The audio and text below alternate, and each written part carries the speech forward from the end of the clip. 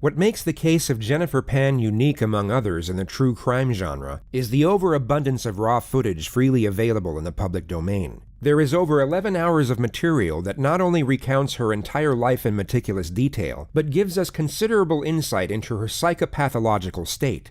Jennifer herself will narrate her own story in this video, which is the reason the following lead-up segment will be condensed, as a brief outline is all that is needed before delving into the extraordinary mind of this individual. Jennifer was born in Markham, Ontario, where she was raised with her older brother in a middle-class household. Her parents, Beek and Han, were originally from Vietnam, and their method of parenting was strict. Very strict. What some might even class as authoritarian. Success and achievement from their children were seen as outright obligations, whether it be in academics or extracurricular activity, and some might argue these expectations took precedence over the well-being of the children themselves. Jennifer initially took the imposed pressure in her stride and put everything she had into figure skating. She had exceptional talent, and at one point was expected to compete in the Winter Olympics, but she suffered a serious knee injury at the age of 14 and was told she could no longer compete. Her dreams were cut short, but of more concern was that her parents' expectations now had to be met through the more traditional route of education. And the issue was that Jennifer wasn't anywhere near as academically gifted as she was athletic. She was averaging a C- when her parents wanted straight A's. So rather than communicate with them, she decided to meet their expectations under false pretenses and began faking her test results. This led to her faking her end-of-year report cards, which eventually led to her faking a high school diploma, and then a university acceptance letter to study pharmacology. In the abstract world of her parents, Jennifer was on her way to a noble and well-paid career in medical healthcare, when in reality, she was a high school dropout living with her drug dealer boyfriend, whom she had been dating in secret for almost 8 years. She was eventually found out in 2010 when her parents discovered she had been living a double life, and was then given an ultimatum. At 24 years old, she had to choose between one of two options. Option one was that she had to live at home under a strict regime, cease all contact with her boyfriend, and only leave the house to go back to school and pursue an education. Option two was that she could do whatever she wanted, but she would then be disowned from her family. She could never return home, and all financial support would cease immediately. Jennifer evidently decided neither option would suffice, so she created option number 3. She had her boyfriend arrange a mock home invasion, where 3 of his acquaintances would enter the Pan household and stage a robbery gone wrong. The 2 instructions were to first ransack the home and then murder the parents. The planned date was Monday the 8th of November, with the scheduled time being roughly 11 p.m. Jennifer would unlock the front door, and 3 figures were caught on a neighbor's surveillance camera entering the home at 11:05. They were then seen running out just under 18 minutes later. It was at that exact time 911 received a call from the same household.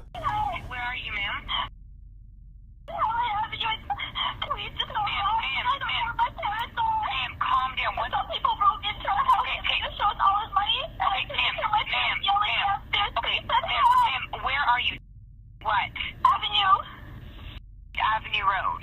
Yes. Can you spell the name for me, please? Dad? Ma'am. Hello? Hello? Yes? Ma'am, I need to know your address. Avenue Road, can you please spell it? In Helen Avenue, my dad just went outside screaming. Ma'am, can you spell the street address for me, please? H-E-L-E-N. Someone broke in and I heard shots like pops. I don't know what's happening. I'm tied upstairs. Beek Pan was shot twice, once in the neck and once in the head. She was killed immediately. The father, Han, was also shot twice, once in the shoulder and once in the face. He astonishingly survived and was put into an induced coma once he arrived at the hospital. Jennifer was taken to the same hospital as a precaution, but was soon cleared of injury. She sat by her father's bedside for roughly 3 hours before she was taken to the Markham police station to give a statement as a witness. I want to go through a form with you. It may seem kind of, why you're doing this, but this is it's like you're swearing to tell the truth about what you're going to talk to me about, and it's also going to explain to you the penalties for not telling the truth. I don't expect you to help me, but for a homicide investigation, anyone who's very close to the investigation, we do this with. Okay? So this isn't suspecting that you're not going to tell the truth. This is more of a feature that you understand the importance of telling the complete truth. Jennifer is not a suspect at this moment. She is only giving a voluntary statement under oath. She has not read her right to silence, but instead informed of her rights as a witness. She is basically told that fabricating evidence with the intent to mislead is an offense. After reading the notification off paper, the detective gives Jennifer a more human explanation of the instruction. What I've just explained to you is you're here voluntarily to help us, that you don't have to talk to us if you don't want to, but the importance of talking to us, and if you're talking to us, the importance of telling the truth. And if you don't tell the truth, there's criminal consequences for not telling the truth. That's all that stuff had to deal with. Okay? The investigator then leaves to get the Commissioner of Oaths, which is for the purpose of swearing in the witness, but he first brings in a box of Kleenex. This is universally recognized as getting startled, yet the official term in neurophysiology is the startle reflex via auditory stimulus. Hyperarousal from a traumatic event can often exaggerate this response in a manner similar to how Jennifer reacted to the sound of the door. Hello, my name is Andrew Laspiro. I'm a Commissioner of Oaths with York Regional Police. I'm here so you can give a truthful statement, either by solemn affirmation or swearing on the Bible. Which do you prefer? Swearing on the Bible. Okay, just put your hand on the Bible. Do you, Jennifer Pan, swear that the evidence you shall give on this investigation shall be the truth, the whole truth, and nothing but the truth, so help you God? I do. Once Jennifer is sworn in, the lead investigator returns to collect the statement. Now I want you to sort of take yourself back to earlier on today, yesterday, meaning the 8th of November, and tell me about your day. Okay, start at any point in time, wherever you feel comfortable, and then we're gonna move forward. Okay. Yesterday, probably around 9 o'clock in the morning, 9:30. My mother. She woke me up and she told me that she was going to visit my grandfather.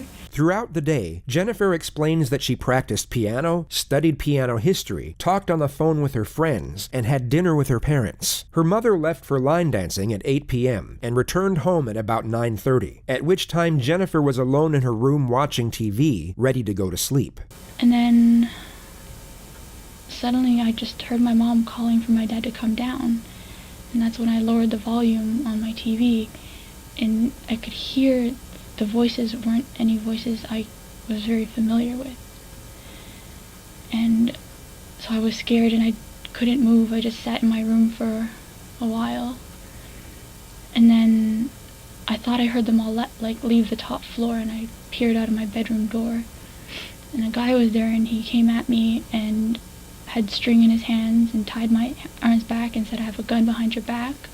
Do what I say. If you do what I say, then no one will get hurt. Where is the money? Show me where your money is." My mom kept trying to get up, and they kept telling her, "Sit down." And so I didn't want her to get hurt, so I told her, "Mom, sit down."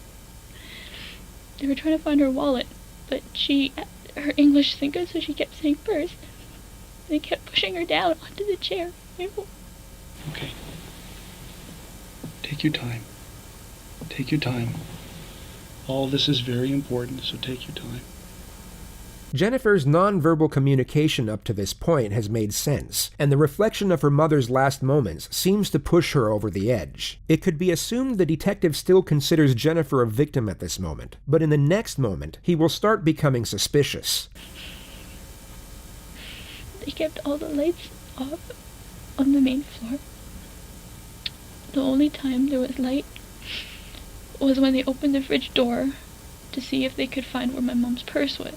Take yourself back to a moment in your life when you have been overwhelmingly upset about something, and at the same time were trying to explain to someone why you were upset. You wouldn't quietly and reservedly convey the events. You would likely blurt them out in a forceful and disordered manner. Your sole focus would be on processing your thoughts and conveying them into speech. The emotional turbulence of severe hysteria and grief makes it very difficult to convey thought into actual dialogue, and the simple wording of a sentence becomes very challenging. Jennifer seems to find her words easily and executes her sentences perfectly. One of the gentlemen asked my father if he had money in his wallet and where his wallet was. So they took me, because I was next to the stairwell, they took me up the stairs to show them where my father's wallet was. But I didn't know. They had turned the room upside down. I didn't know where his pants were at that time. The intruders retrieve $1,100 from the master bedroom and then tie Jennifer to the upstairs banister. Next thing I know, I think I heard my parents going down the stairs, and my mom was asking them for me to come with them. They wouldn't let me come with them. And after they said, the last things I heard them say was, "You lied to us. You lied to us." And then I heard 2 pops. My mom screamed. I yelled out for her. And a couple more pops.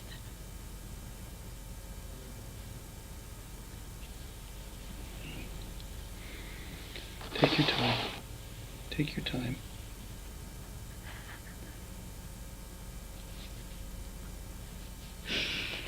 And I think I heard my mom say or moan or something, and then they did one more before they left, and then one of the guys said, "We have to go now, it's been too long."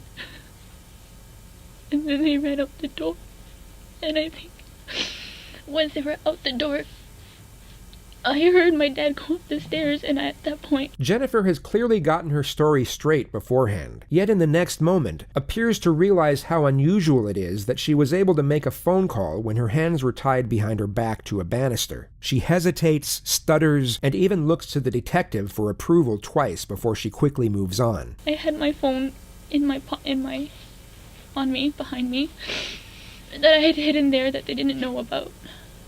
So I had my phone on me, behind me, that I had hidden there that they didn't know about.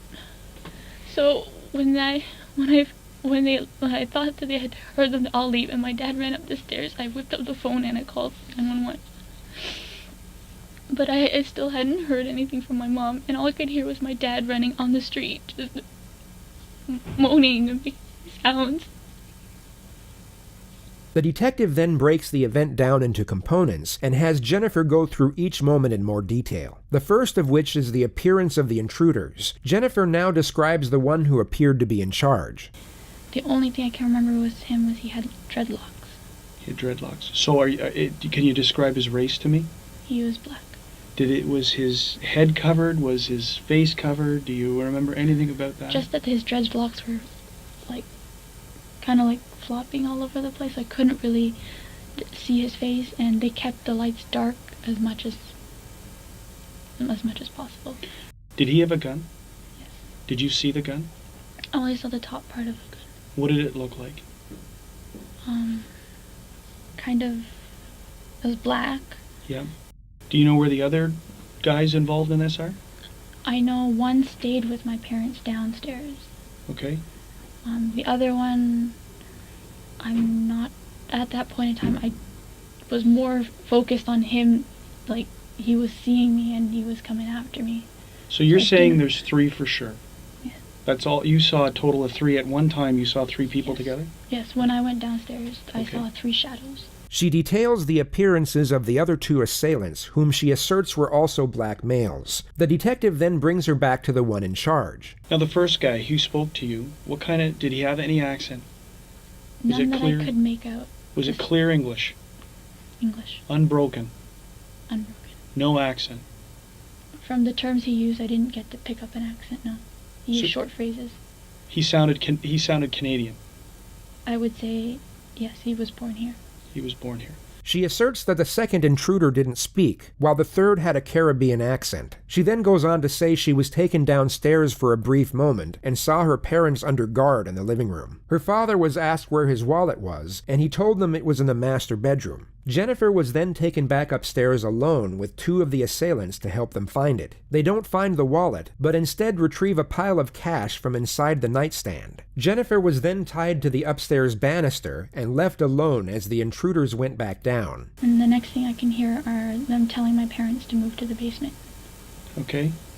And I'm asking them, why, where are you going? And my mom's yelling to me, I want my daughter. Why can't my daughter come too? I want my daughter.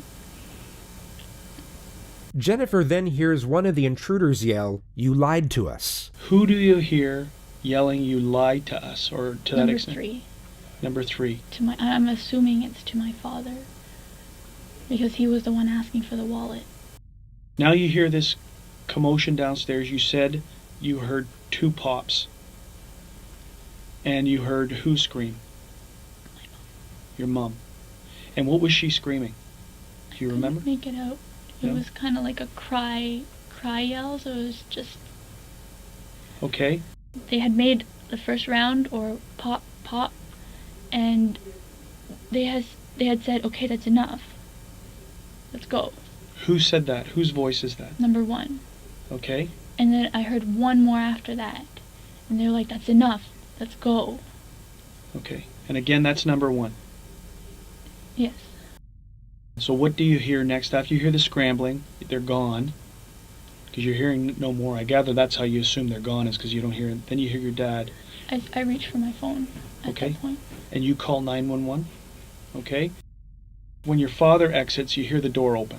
Because you hear your dog, and then you And then I can hear like the outside noises, Okay. like the wind coming in, and I just hear my dad, I think he...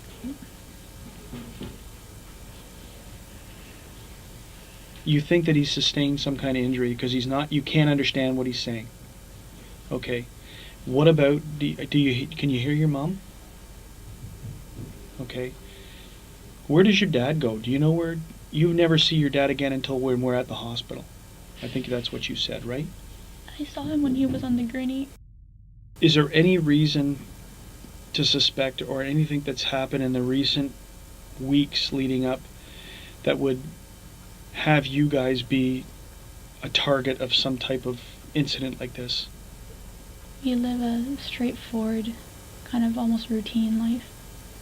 Whenever Jennifer smiles, it takes her a couple seconds to realize she's not exhibiting the correct behavior, and she then snaps back into her solemn stare. What, in your opinion, would cause people to target your house to think that there was a large quantity of money? I'm not sure. Now, you say your mom drives a Lexus. It could be because of the aesthetics, yes. What about your dad? He drives a Mercedes and he loves that baby. Is that right? The questions end here, and the detective leaves the room for half an hour to double-check if he needs any more information. After 15 minutes of Jennifer waiting alone, we're gifted with another performance of the startle reflex, only this time it's slightly less convincing.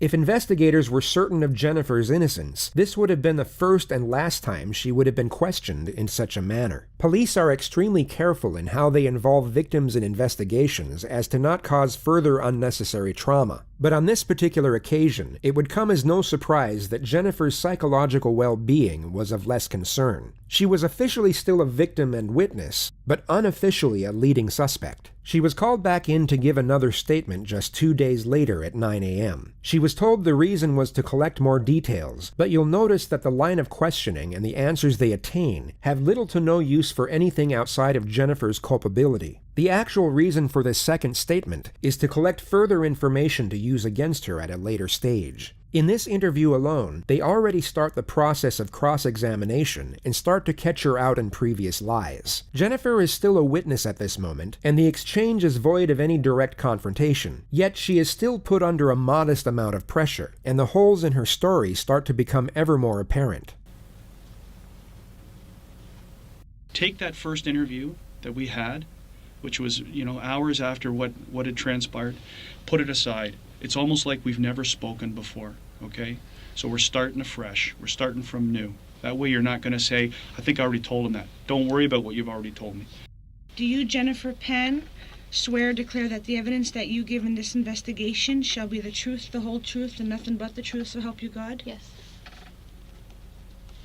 We're going to see if we've learned or if you've remembered anything else. And there's some questions with respect to that statement that I'm going to ask you about. Okay, but I'm going to let you start again, and let's move forward from any time in that day where you want to start. If it's the time you woke up or if it's the time that your first interaction, it's your choice. Okay, I'm very nervous, and Why are don't you? remember Let's. the morning. Why are you nervous? Tell me about why you're nervous. because I don't want to say the wrong things.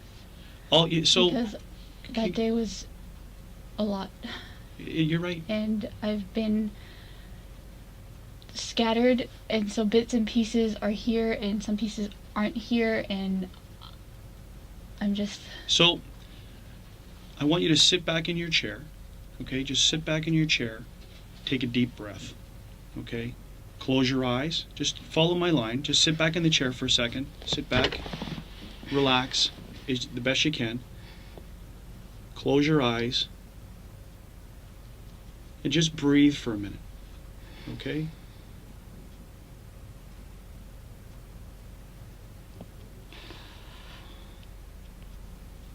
The most curious detail you've probably come to notice is this. It's known as a self-pacifying gesture. A person who does this is most often uncomfortable and sometimes fearful of what lies ahead. It's a coping mechanism to dissipate stress and afford self-assurance. What I can remember is when I woke up, I had some breakfast. She practices on the piano, studies piano history, plays games on her phone, and speaks with her friends on Facebook during the morning hours. Her mom leaves to visit her grandfather at around noon and returns at 3 p.m. to prepare dinner. Her father comes home at around 4:30 from work, and dinner is served 1 hour later. Her mother leaves for line dancing at 7, then returns at 9:30. Jennifer at this point is in bed talking with her friend on the phone, and her father is in the computer room. She then hears her mother loudly call out to her father. What is she saying? She's calling him by his name and to come down. Okay, so give us verbatim. What do you hear her saying? In Vietnamese, she's like, Hanoi, xuống đây. She's clearly aware that she has to appear mournful over the subject matter, and sensibly draws out this emotion at the correct moments. Yet what's fascinating is how she's unable to maintain this emotion when inquired over the same elements. In this very moment, she appears completely grief-stricken, but when the investigator inquires further, this supposed grief rapidly dissipates. It's extremely difficult to convincingly act out an emotion while evaluating a question. It requires two completely different parts of the brain, which is why most people can only do one of these things at a time. This is exactly what you see in the next moment, and continuously throughout this interview. And what does that translate to? That's my father's name, Han. Come down here. Does she say anything else associated with that?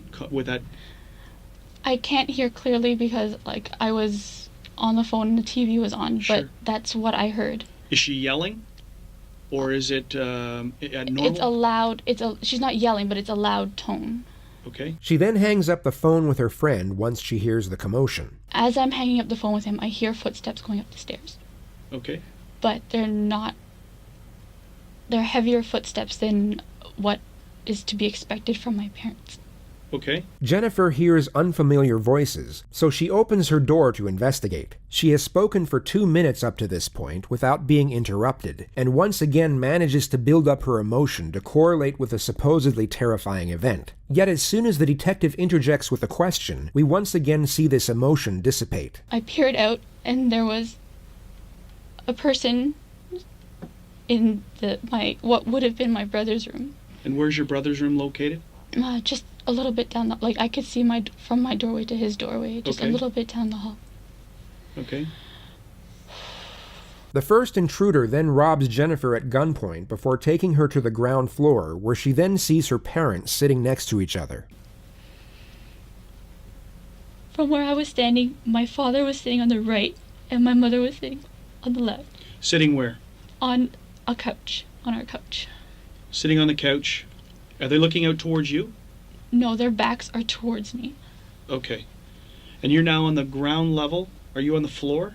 Or on the I'm sitting on the on the stairs? floor. I'm sitting on the floor. All right, where are your hands?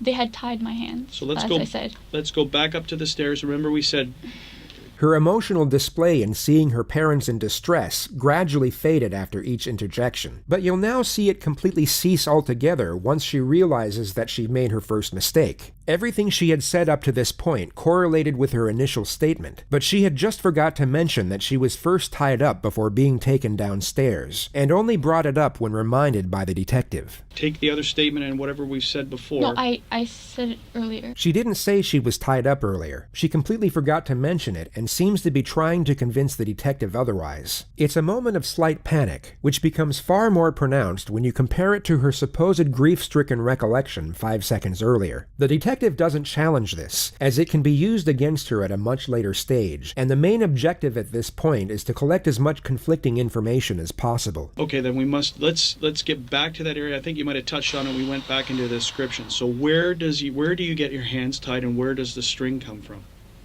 I'm not sure where the string comes from, but he had the string. Okay. And after I gave him my money, that's when he tied my hands. She is then taken downstairs where she sees her mother being interrogated by the second assailant over the whereabouts of the cash. According to her first statement, the second assailant never said a word the entire time. He had pushed her back onto the couch, and she Who kept... pushed her? Number 2. Okay. He was pushing her back onto the couch. And she kept saying, "Where's my purse? Where's my purse?" And the guy kept telling her to sit down, and I didn't want my mom to get hurt.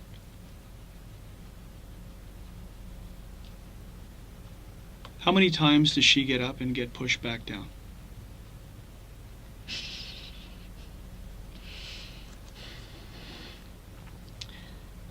I'd say she got up twice. Has number 2 uttered a word at this point in time? I can't remember hearing him. Okay. So we're just correcting what you said earlier, because you said earlier that it was number 2 who was asking where the purse is, what are the purses, and now you've said now it's number 1 guy who would I'm initially... sorry, it's just... No. It's all a purpose. The purpose here is clarifying what you're saying. So number I 1 just is... don't want to... Number 1 is the one who's doing the talking about the purse. Number 3 is focused on your dad's wallet. Okay. Jennifer continues to make contradictions and is forced to correct herself multiple times after she notices the puzzled gaze from the detective. He inquires over the appearance of assailant number 2, who is wearing a hoodie according to the first statement. Do you get a good look at number 2 now of what he's wearing? All I could tell was he had a vest, and his face was like a long oval face. He had a vest? No, hoodie. Okay. Dark hoodie. Okay. Did you see them recover anything inside your mom and dad's room? I did not see anything, no. Are you sure? Because when we spoke the last time, there was some mention of some other money that went missing.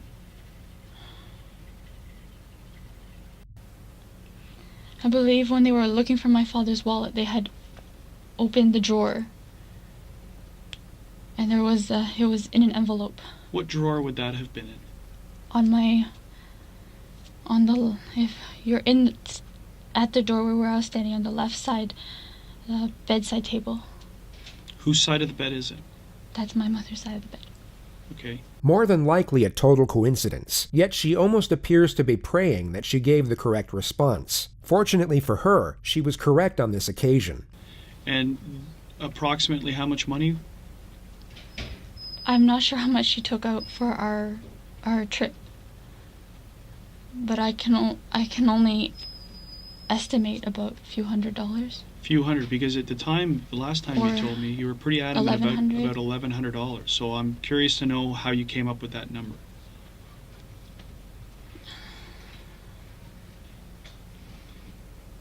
I believe because when we were at the border, we stopped at the duty free.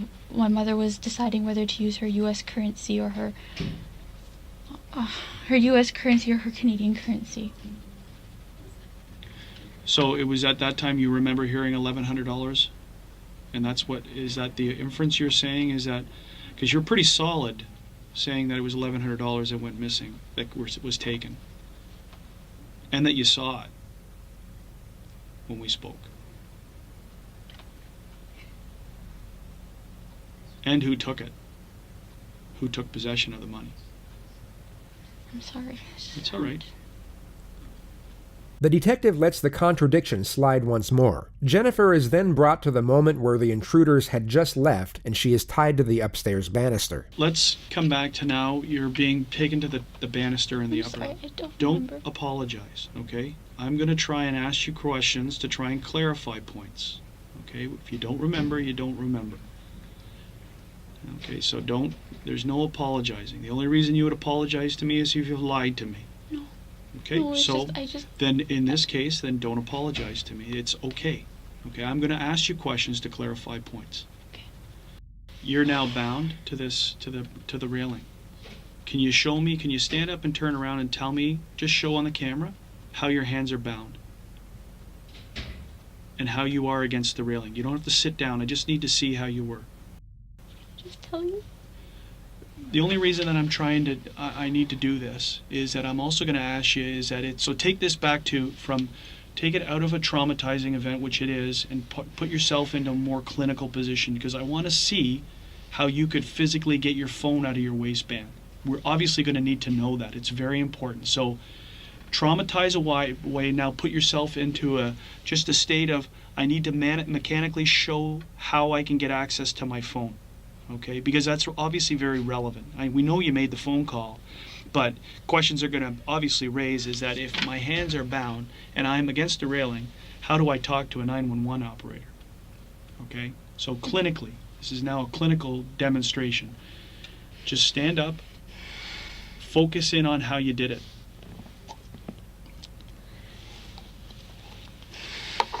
And I want you to stick that in your waistband as an example. Okay, so just take your sweater off, because this will be a very smooth, very quick thing. It's a one-time demonstration. I'm not going to ask you to repeat it. The two critical parts of this demonstration are where Jennifer states she was tied, and the movement of her arms as she takes her phone out of her pocket. The investigator is hoping the mechanics of the two components would be illogical and contradict each other. I tied my upper arm Yes? around the banister, Yes? but my hands were bound together. So your hands bound together, and this is the arm that's the strings wrapped around against the banister? Mm-hmm. Okay, so now how can you get to the phone? And how do you make the phone call? Whether it be a stroke of luck or that Jennifer had prepared for this moment, this actually made sense. Had her arms gone left or the point of restraint been below the elbow, none of this would have been possible. It's perhaps the single moment where Jennifer's statement was somewhat beneficial to her defense. We know Jennifer was tied up when police arrived, but the assumption was that she had her phone in her hands the entire time and wouldn't have had to retrieve it from her waistband. She can now argue that this portion of her testimony is genuine. 911? Mm-hmm. And do you talk down like that? Yes, I'm yelling at the phone like this. And how can you hear? I turned the volume on max. Yes? So that's exactly the way that you're talking to her against the railing. Mm-hmm. Okay, that's good enough. Sit down. Jennifer is then brought back to the moment just before she heard the gunshots. At this point, I started hearing my parents get up. And they're moving. And my mom's yelling, "Where's my daughter? I want my daughter. Where's my daughter?" And I'm yelling, "Mom, I'm here." Here. Jennifer, take a Kleenex and just take a minute. You'll notice that she doesn't wipe her eyes or blow her nose, just buries her face in the tissue, which the detective later testified remained completely dry. Okay. So we're now down in the basement. They're down in your parents are down in the basement. I heard pop. But then my mom, I heard her squeal. Multiple pops occur thereafter before she hears the intruders leave through the front door. Once the door closed, I heard my father. He ran up the stairs and all I could hear was moaning. Dad. Once I heard him starting to move, that's when I pulled out the phone and I was trying to call 911. This is untrue. She only realized her father was alive midway through the 911 call, and in that exact moment, you can actually hear genuine fear in her voice compared to her fabricated panic the moment before. Some people broke into our house. Okay, this shows all his money. Okay, ma'am, where are you? What? Avenue Road. Yes. Can you spell the street name for me, please? Dad? Ma'am.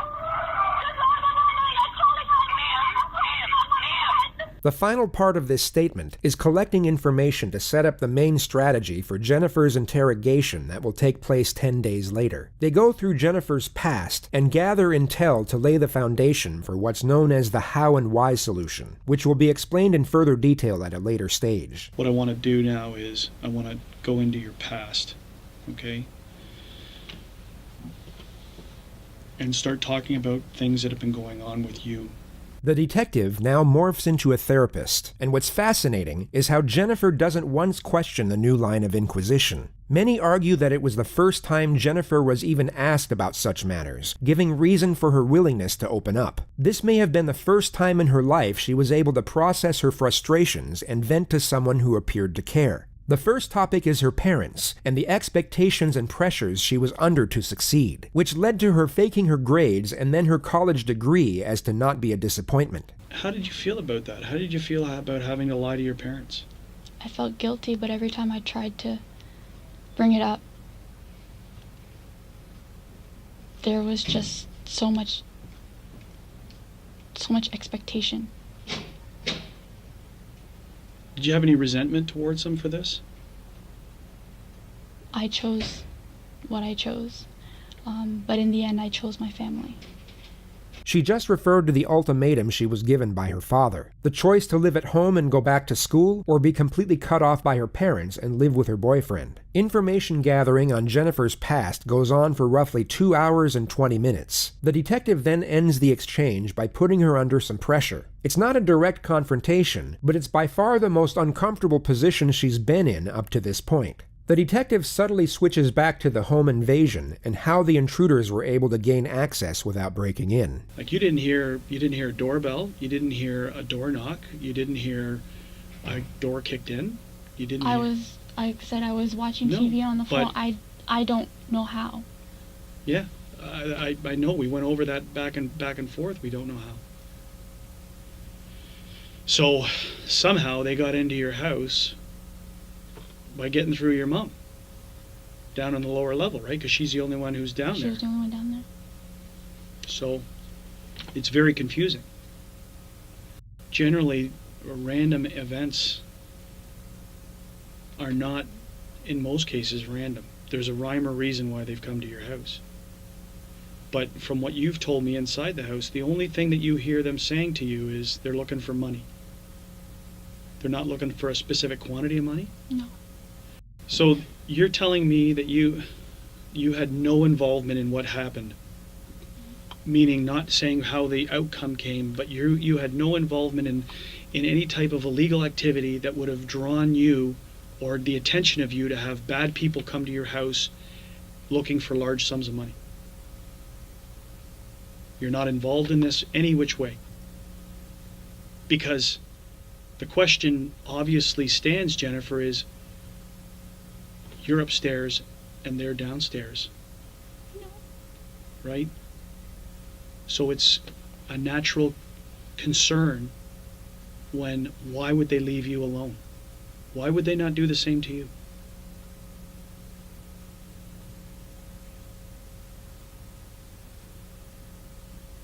You can't answer that question? The only thing I can say is he said I cooperated.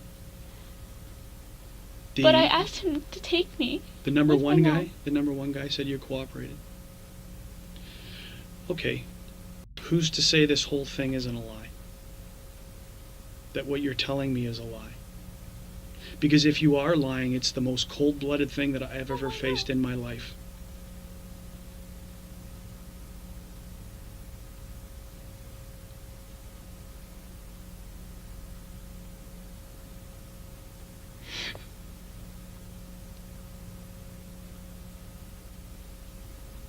There is nothing that you've said to me today is a lie. Now, back to another very difficult question. But if I don't ask it, it's an obvious one. The resentment that you may have had towards your parents for the interference in your relationship and your life and essentially locking you down in your house.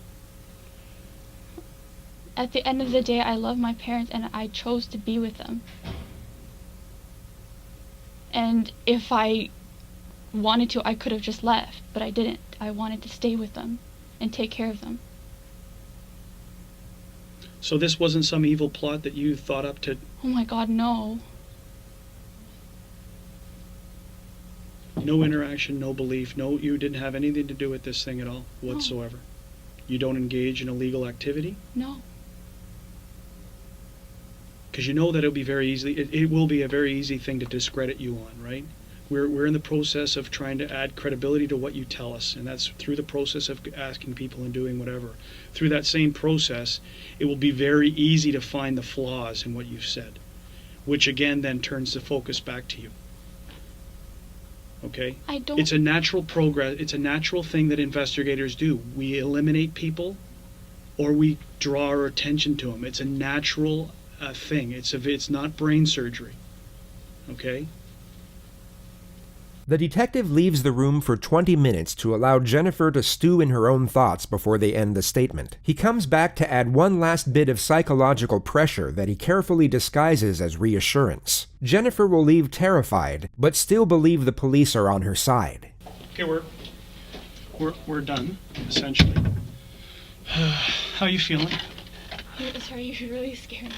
Did I? What did I scare you about? Sit down and take a load off. Tell me how you're feeling. And how I scared you.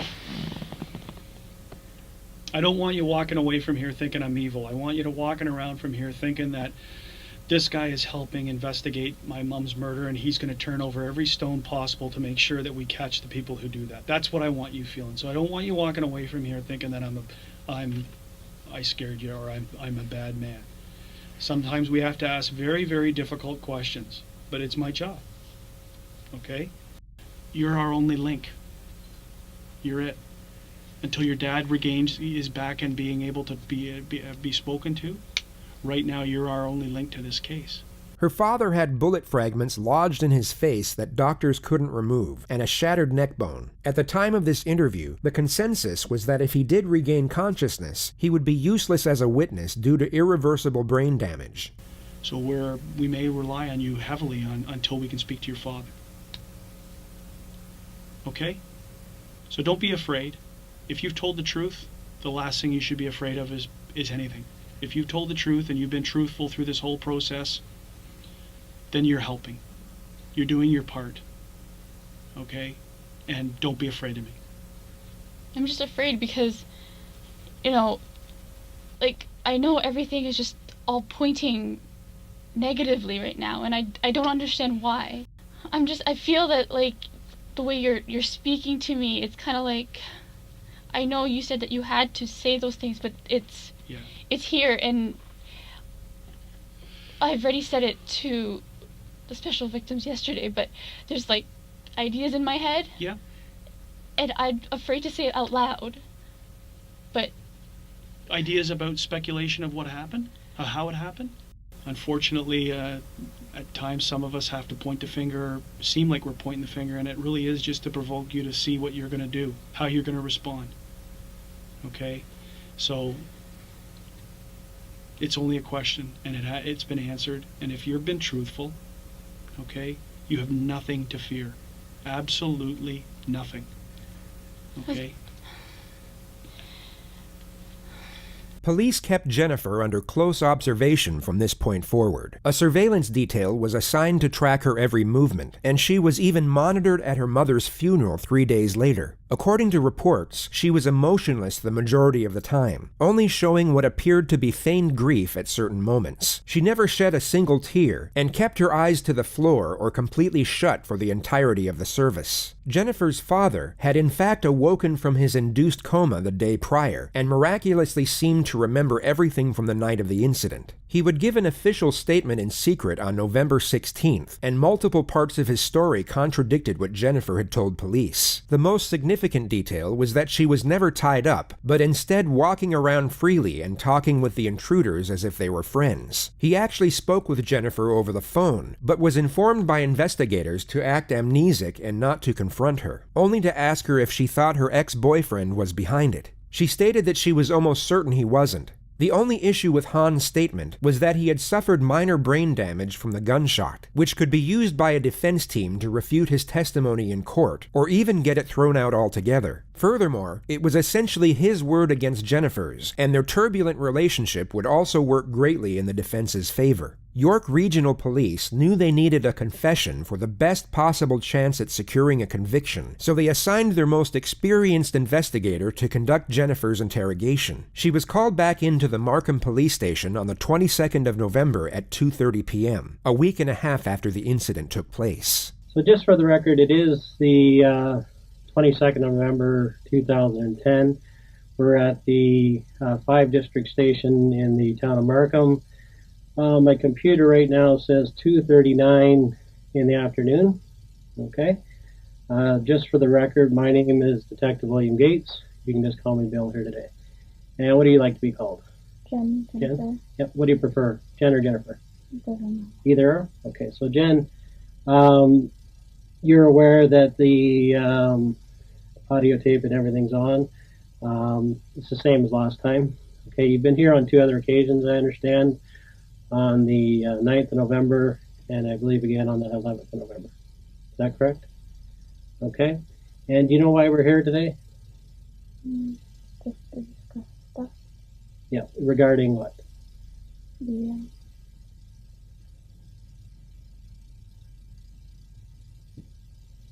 what happened at my home. Okay. And as a result of that home invasion, your father, Pan was actually shot, and your mother, Becca Pan, was actually killed. Is that correct? Yeah, you'll have to speak up a little bit just so I can hear you. Sorry, yes. Okay. What's unique about this interrogator is how he immediately adopts a no-nonsense approach, yet manages to build rapport and remain sympathetic at the same time. You'll see that he has far less patience compared to the previous investigator, yet seems to create a stronger connection with the suspect. It's a hard thing to explain, but easily observed, as you'll soon find out. So that's what we're going to discuss here today. Jennifer this time around has read her rights to silence rather than her rights as a witness. If she knew anything about the law in Canada, she would be wise to the fact that she is now a suspect. Fortunately for the investigator, she remains completely naive to the situation throughout the opening phase of the interrogation, making her far more susceptible to the strategy he is about to employ. Okay, just hold on a second. Okay, we're having technical difficulties here. Okay, so that's why they interrupted me. What we're going to do is, if you don't mind holding tight there, I'm just going to move my equipment to the other room. Okay, and then I'll come over and we'll move over there next door. Okay? I'm just not comfortable being on my own. Okay, I'm going to be right here though. Okay? With respect to interrogations, it's common knowledge that the psychological manipulation begins before a single word is spoken. The physical layout of the room is designed to accelerate the sense of discomfort and isolation, and it's fascinating to observe how each interrogator has their own unique methods of setting the tone. Knowing how this interrogation plays out allows us to realize this detective's procedure. The considerable distance between him and the suspect will keep her relaxed enough to be influenced by Phase 1, but this same distance will intensify the pressure once he eventually closes it during Phase 2. You'll notice this detective is slow with his first strategy, but swift with the second. He takes his time in building trust and establishing rapport, yet once this initial connection is secured, the transition to aggression will be abrupt and ever-increasing from that point forward. Jennifer takes a seat in the room 15 minutes since she was first informed of her rights. It's important to note that she is still free to leave at any time at this point. She is unknowingly a suspect, but not under arrest. So just for the record, this room is being videotaped and audio taped, just like the other one, okay? And I'm just going to grab my chair from across the way, okay? Okay. The detective goes through Jennifer's history of teaching piano and her earlier years of high-level figure skating, which was cut short due to injury. If you didn't get injured, would you still be doing it? I hope so. Yeah. Okay. So that's nice. And did you, as far as that, did you do like competition skating or? Okay. And how did you do with that? It wasn't at the top of the pack, but just the middle average. Yeah, sounds good though. But you did actually enjoy it. It was more than just going for competition. You enjoyed actually doing it. I was petrified of the competition. Okay. All right. Do you have any students right now? Or? No. Okay. And why not? The students I were teaching, they went to high school and lost interest. Okay. Yeah, too big for piano. Yeah, I took it in grade school too, but I think I went to grade 7 in it, I think. When I was in grade 7, I stopped taking it, but I still remember Swans on the Lake. I know how to play that, that's about it. The detective then goes through Jennifer's work history as a server before touching on her future plans in education. Jennifer mentions that she plans to go by her parents' wishes and pursue a career in healthcare, at which point the primary strategy is initiated: the how and why solution. The detective gradually begins to shift the blame away from the suspect and onto another set of circumstances that prompted the suspect to commit the crime. He starts developing a theme that will afford her a psychological justification in doing it, and this theme will be further established as the interrogation progresses. It starts off subtle so that she remains oblivious to the agenda. Now, if you could pick any job yourself, I'm not talking about anybody else, but if you could pick for yourself, what would it be? I'm going to be a piano teacher on when I come home. But in the daytime, I'd like to have a simple, maybe like a lab technician job, just work 8 hours a day, and then come home and teach piano. Okay. This is an answer the detective was hoping for. Jennifer's preferred career choice is at odds with what her parents wanted, so he now builds on the concept of the overly controlling parent and the unfair limitations it causes the child. He then links this concept with the subject of Jennifer's boyfriend and how she was kept from seeing him. Now, eventually you were discussing Daniel. What happened with that relationship? I hid it from my parents at first. They didn't agree with me having a boyfriend. Okay. And once they found out, they didn't like the fact that he was of mixed race. Okay. And they told me to stop seeing him. Okay. And how did that make you feel? That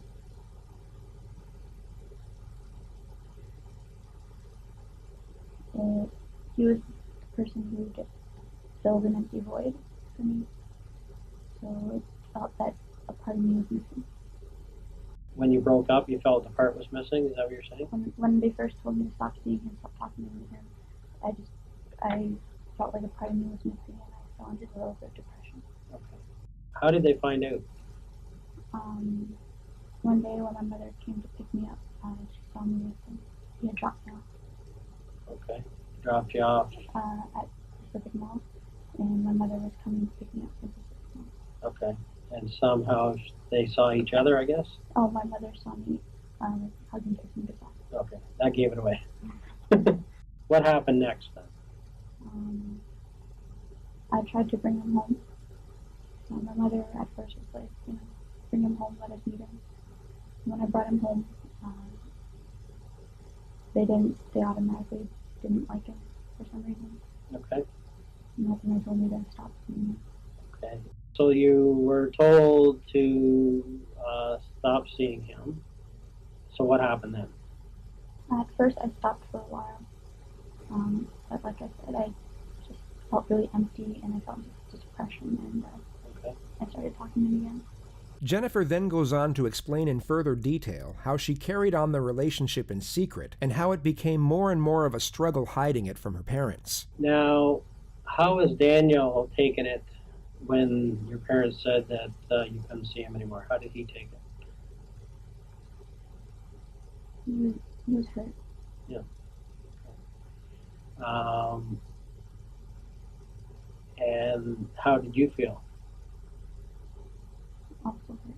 Also hurt. Okay. She then goes on to explain that she was living with Daniel at his parents' house for 2 years, while her own parents thought she was studying at a university. And his parents were, I guess, more liberal than your parents. His parents, they loved me. Yeah. Okay. And they recognized that you loved each other. Jennifer recounts how she bought a fake diploma for $500 to show her parents, and the many other avenues she went down to keep the lie going. She eventually gets to the day she was found out. How did you end up back home, I guess?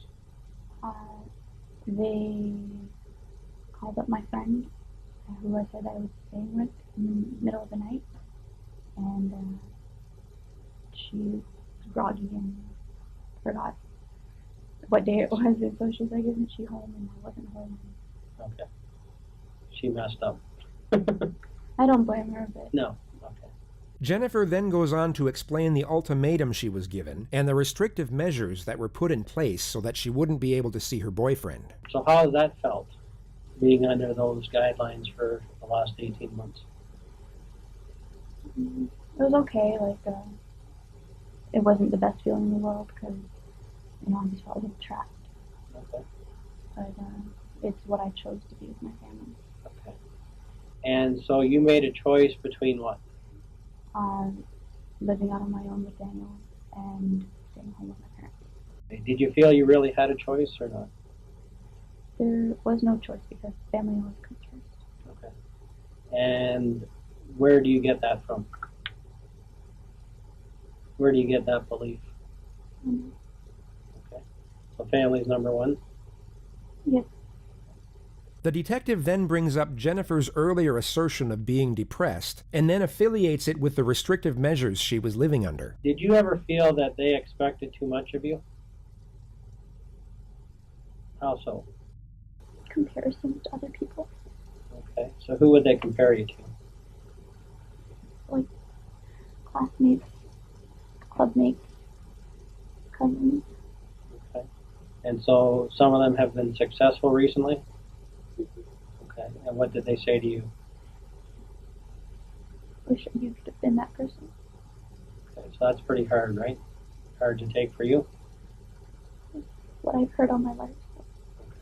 Nothing. Okay. Did you ever feel like, I know you're smart and they believe you're very smart, but did you ever feel you weren't as smart as what they thought that you were? Yes. Okay, I get that feeling, that it's pretty tough to live up to their expectations. Okay, like your dad ultimately would like to see you be like a doctor. Those were pretty high standards for anybody. Not everybody can be a doctor. Okay, but they may have acted like you could have done it no problem. Their expectations were so high that few people would be able to reach that expectation. I'm not just talking about you, I'm talking about anybody. And it started at a young age. The detective further explores the stresses of living with overly strict parents, and Jennifer explains in further details the way she would cope, which for the most part was lying about her grades and living a double life with her boyfriend. How did it feel having to lie to them all those years? It's really hard. Really hard. Like I wanted to tell them, but they always looked down and disappointment. Okay. I'm sure there were days when you actually planned that this is the day I'm going to tell them, and then you just couldn't spit it out. The opening strategy of the how and why solution has now been executed. A connection has been attained, and the desired narrative established. The next phase of the interrogation is about to commence, which is first set up by a two-step strategy. Step 1 is to induce fatigue. Step 2 is to induce fear. Now, when's the last time you spoke to your dad? This morning, just to see if my brother had made it into school. Okay. And what have you and your father discussed about this case? He just asked me if Daniel was behind it. Okay.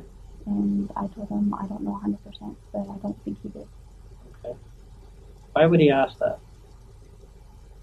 Because he believes that we still talk and that he would go to any length to be with me. Okay. And what do you think about that? I know that he's moved on, so I don't think he would go to these lengths to be with me when he's already moved on. The detective has Jennifer go through the entire incident once more, but unlike the first investigator, offers no reassurance nor consolation. Jennifer starts fake crying again, yet this time is given no tissues to wipe away her non-existent tears. Now, do you think there's any reason why they tied you up and didn't tie your parents up?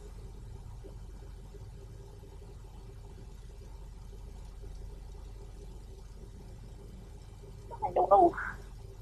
Does that seem odd to you? Why does it seem odd?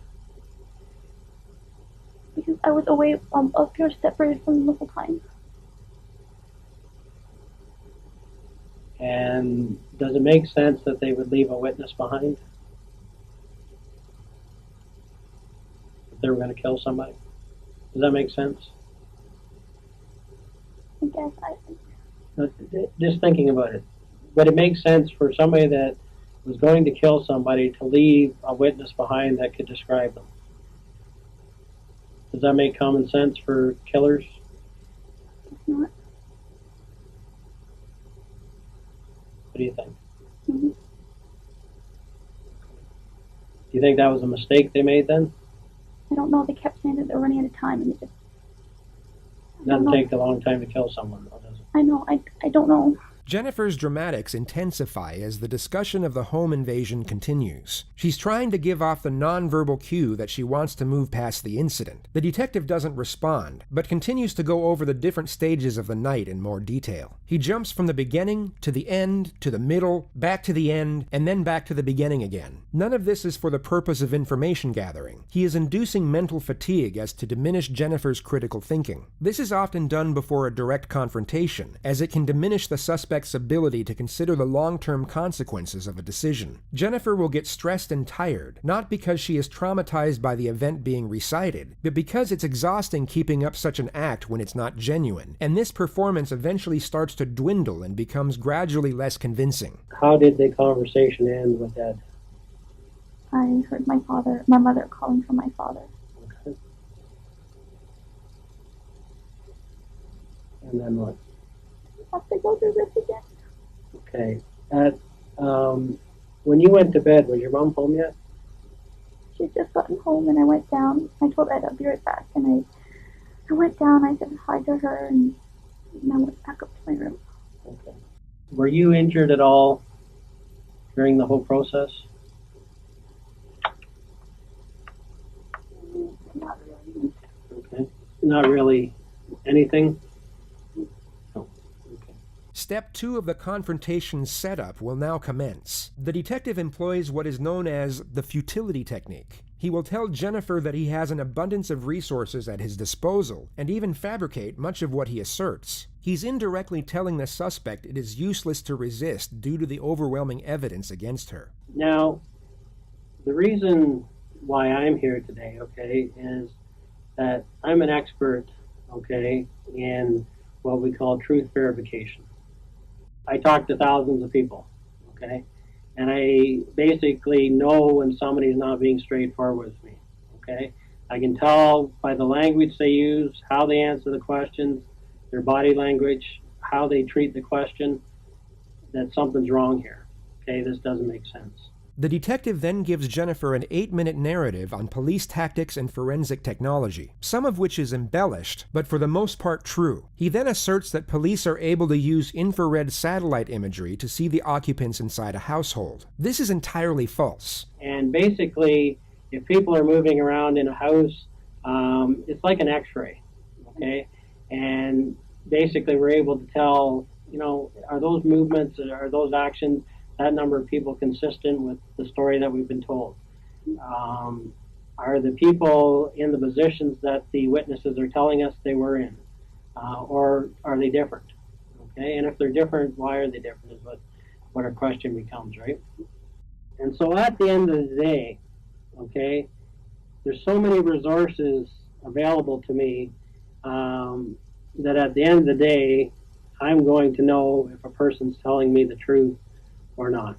The detective is now about to initiate the confrontation, but first brings the entire setup full circle by reestablishing the notions of reasoning and rationale. The suspect is fatigued and scared, but still needs to feel the detective is on her side. Now, I can tell you that nothing surprises me in this job, okay?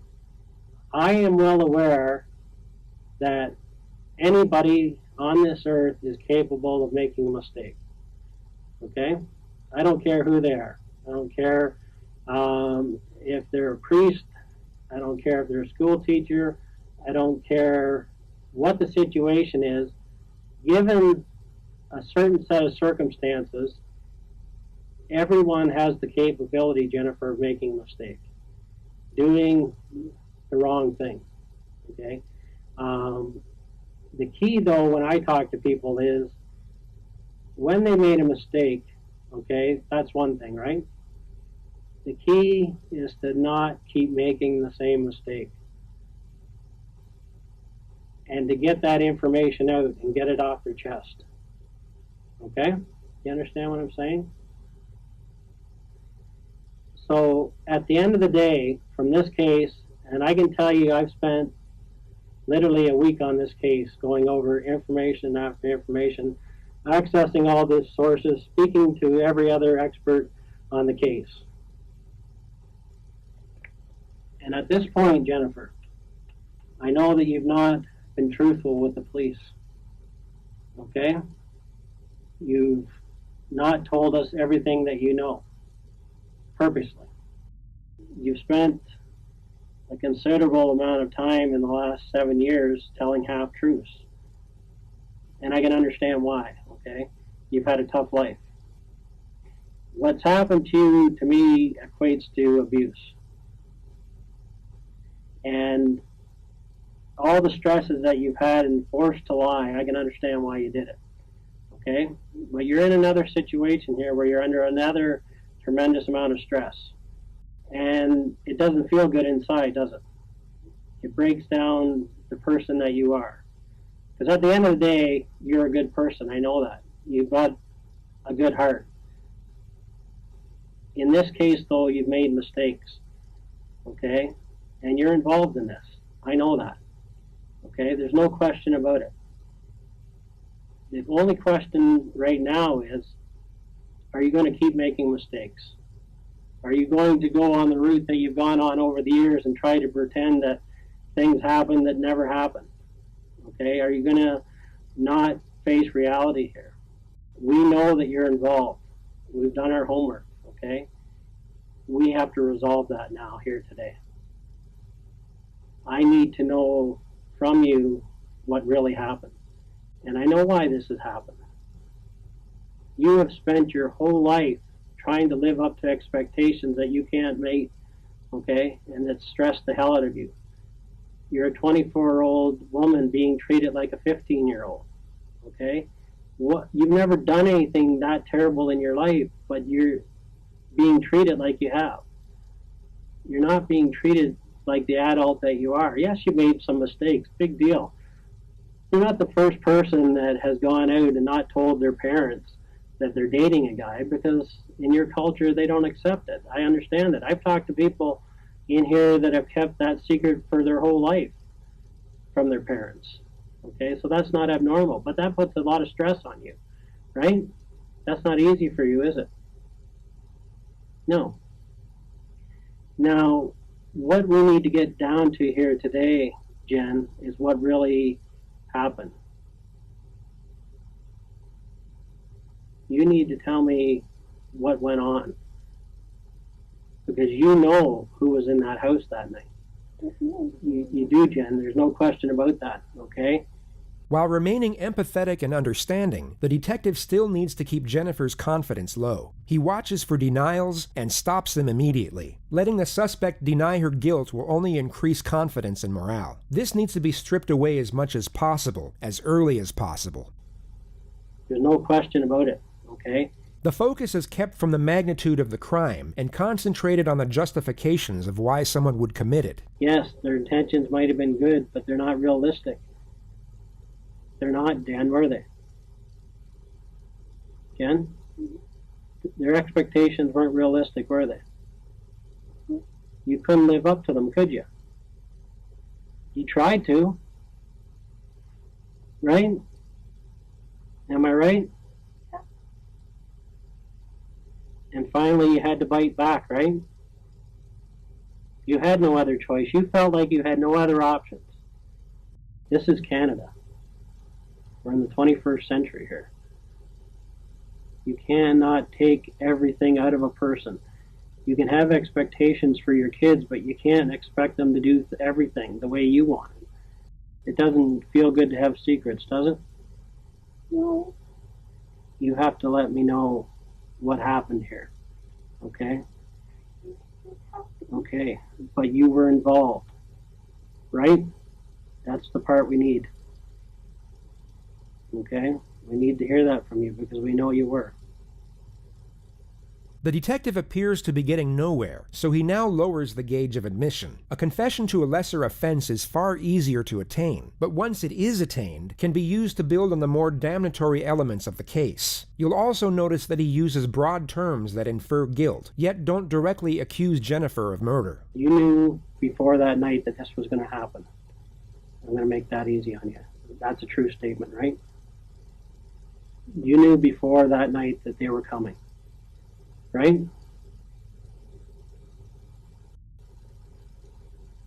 Jen? It's not worth it anymore. It's hurting you. She seems to be on the cusp of giving some form of admission, yet wants reassurance as to what it means for her own sake. She asks this question 9 times throughout this interrogation. It's one of the few things investigators can't actually lie about, as it's been used countless times in the past to get a case thrown out under misdirection. They can avoid the question, yet they can't afford any false promises with respect to sentencing. I need to know the details. I can't even say. But I can tell you one thing is that we already know, so you can't change that. Then why did it stop? I know you did. But it got too far ahead of you, right? You didn't think this far ahead, did you? But once they started, once they came in, you couldn't stop it, could you? Could you? Jen? I wanted it to stop. I know. Why didn't they stop for you? I didn't know who they were. But you were part of the planning, right? You have to tell me that part, and then we're going to work through it together. Do you know what I'm saying? You didn't want this, you wanted to stop it. You have to prove that to me now. Because at the end of the day, we have to stop this from happening to someone else. Right? What happened to me? Jen, we're going to have to deal with it one step at a time, okay? I'm going to be honest with you. I need to know what you did.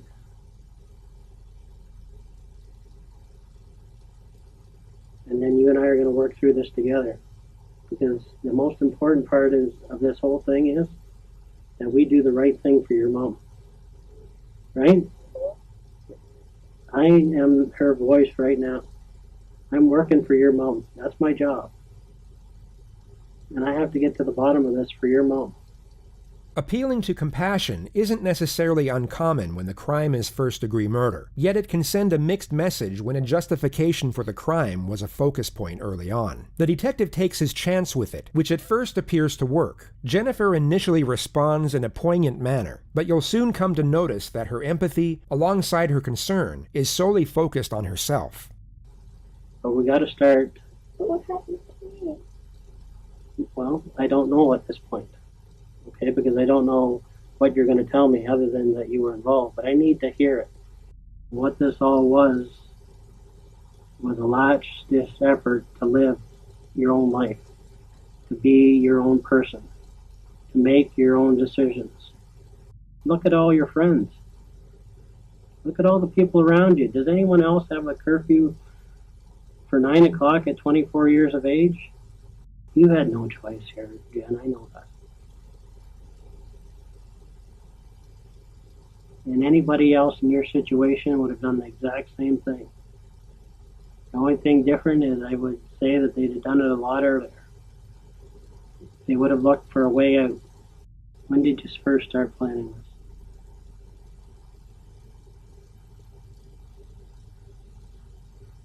When was the final straw? What was the final straw?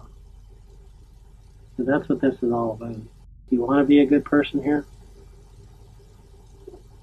Jennifer knows exactly what questions to answer and what ones to ignore. Anytime a question is non-incriminating, she gives a response. Yet when they are incriminating, she remains silent. She is no doubt feeling the pressure, but still very aware of the situation and the potential ramifications of her words. Okay.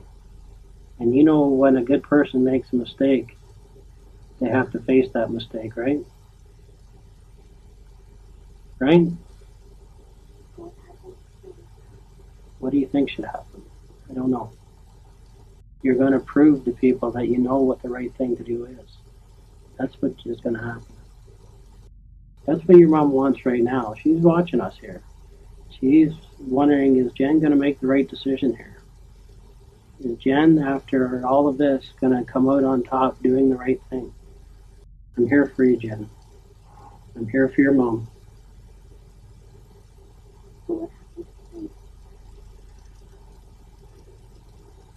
Well, you have to tell, it's one of those situations, you know what, we know that what you did, okay? But you have to be able to explain to me what happened, okay? I can't tell you what's exactly going to happen to you. You just have to be brave here. You have to be brave.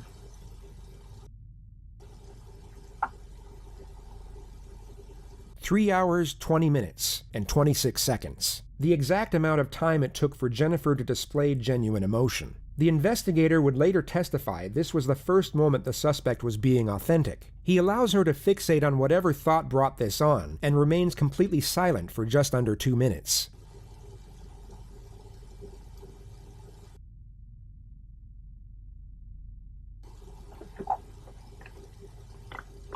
Sorry, didn't you?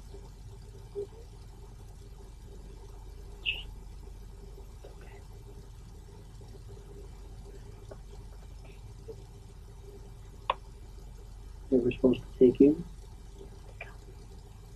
What?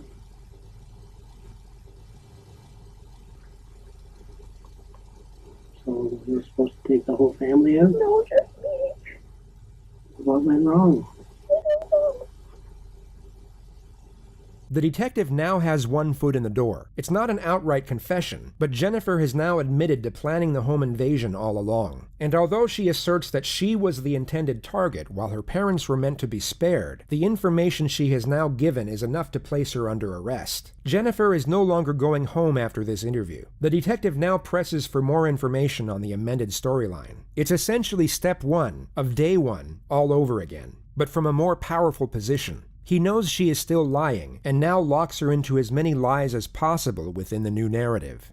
What happened? Why did it change? I don't know. Okay, what do you know? How come it was supposed to be you? I was a disappointment. Okay, you made mistakes, but nothing that couldn't be corrected. So who did you get to do this then? I don't know who he is. I just got his number. Okay, and what's his number? I don't memorize it. She skirts around the questions surrounding her accomplices and gives multiple fake names. She stated that she got the number of the supposed hitman from an acquaintance named Rick, and that she took everything from there over the phone. It becomes apparent she doesn't want to give up, or even mention her boyfriend, so for the time being the detective allows her to recount her amended narrative in the manner she pleases. So what did you ask him to do then? Come take me out and then leave. Okay. Why did they do it when you were, when your parents were there then? Never alone. In the nighttime. Okay.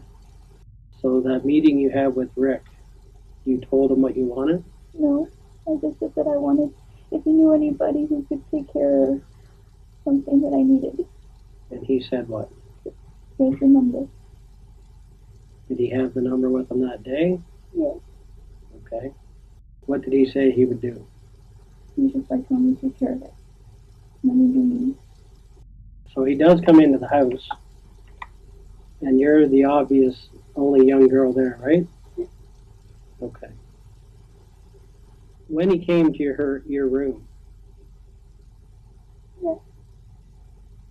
what discussions did you have with the guy that came to your room? The real discussions you had, not what you told us. Where was the money? And I showed him where the money was. Okay? But he obviously said, I'm here to do what you asked. He never said anything like that. What did he say? Just like hands behind your back. Did he discuss ways with you how he would do it? No. Did you request any way for him to do it? To make sure no one else was around. Okay. Why didn't they do it the way you wanted? I don't know. I asked them to take me with my mom when they took them away. It doesn't seem to make sense. I know, it doesn't make sense to me. Because I was supposed to be. Okay. Can you sit up for a minute, Jen? Okay, look at me. The detective wants an outright confession, and the second direct confrontation is about to commence. Only this time it will be a lot more aggressive, as he doesn't have to worry as much about the suspect locking up or requesting counsel. She is under arrest and going to jail after this interrogation no matter what. Look at me. Okay. What I do believe is that you went to somebody. And I do believe that night you paid them the $2,000. But what's not true is it was never for you. Okay, Jen, no. Okay, you went to this person and you asked them to do a job. And the job was for your parents. You asked them to do this job on your parents, Jen. Okay, let's be truthful. Okay, nobody's going to come there and get the wrong people. You made a specific request, and the job was for your mom and dad. Okay, nobody's going to come in there and do the wrong job. Okay, nobody's going to do that.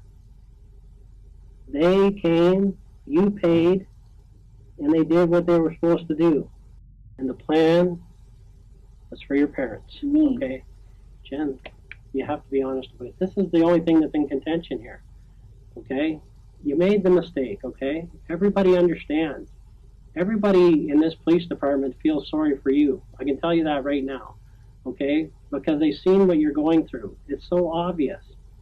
Okay, that all this tension they put out. Basically, this is like a volcano. All right.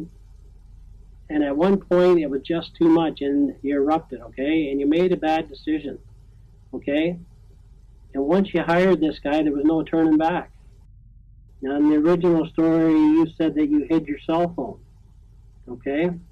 If it was for you, you wouldn't have hid your cell phone. That would have never happened. So it's in conflict. It's not hidden. It's just, I put it there naturally. Okay. It's what I naturally do. Okay, but you said on tape that you hid it there and that they didn't know about it. That's your language, not mine, Jen. All they wanted was so much success out of you, they were not even looking at you as a person. They were looking for a success story. Instead of just saying, whatever Jen wants is what's good for us. Whatever she's happy with. As long as she's happy in her life, I'm happy with it. If she wants to work at Eastside Mario's for the rest of her life, that's fine. If she wants to be a piano teacher, that's great. If she wants to continue figure skating, that's wonderful. Why would somebody shoot someone they didn't have to shoot? I don't know. I can't figure that out. And actually not shoot the person they're supposed to shoot? I don't know. That's what I'm trying to figure out. Okay, why didn't you tell us this that night then? Because I was scared. Scared of what? Telling the truth? Yes. The good thing about this is your dad did live. And that went against the plan. If you could make this decision over, you would change it. Okay? You would change it. Right? Of course. Because I knew who was going to get hurt. Of course Okay. I wouldn't. Jen, you knew who was going to get hurt. That's the whole issue here. Okay, that's the whole issue here. You gave them the plan for your parents, right? That's all I need to hear. No. Jen, tell me what happened. I told you what happened. Okay, all of it. You did. Okay. All you have to do is tell me right now that, Bill, yes, I made a mistake. Bill, yes, I made a mistake. This plan was for my parents. The detective gets no further admission from this point forward, so he leaves Jennifer alone for 3 minutes to play with her hair before he comes back and charges her with first-degree murder. Okay. I need you to listen close to me, okay, Jen? At this point in the investigation, okay, I'm going to be arresting you for murder, okay? Also attempted murder and conspiracy to commit murder. Do you understand that? Just have to tell me if you understand those charges. Just say yes or no. Yes. Okay. So what we're going to do right now is, do you have your own lawyer? No. No?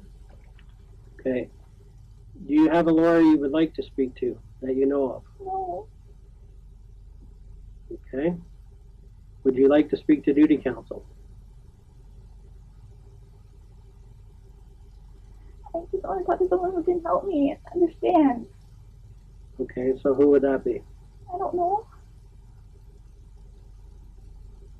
So do you have a lawyer? You said that you were on my side. And I was, Okay, I am on your side, Jen. What would you like to do? I don't have any idea what to do. Do you want me to call duty counsel for you? Okay. Okay. Or is there any other lawyer that you would like? I don't know what I need. Okay. So at this point, you wish to speak to duty counsel then? Sure. Okay. So what I'm going to have to get you to do is actually empty all your pockets on the table here. I'm going to make sure that they're making a call to duty counsel, and we'll line that up, and you can speak to the duty counsel in private, okay?